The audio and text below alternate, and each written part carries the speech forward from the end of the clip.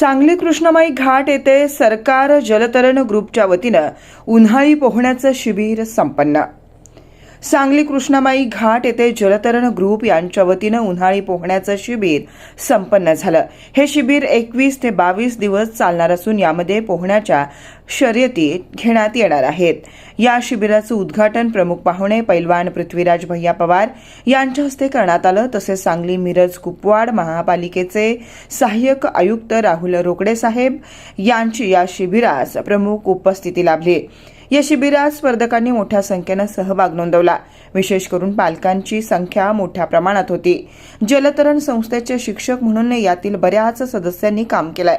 यावेळी जलतरणचे प्रमुख म्हणून डॉक्टर चव्हाण, मोहन चोरमले, मोहन लोहाना शिंदे, दीपक सदलगे, भरत शेठ, गजानन तसेच अनेक सदस्य व मान्यवर यांनी या शिबिरामध्ये योग्य प्रकारे नियोजन करून शिबिर यशस्वी केलं। या शिबिरात सहभाग घेतलेल्या विजयी स्पर्धकांचा बक्षीस समारंभ रविवारी संपन्न होणार आहे।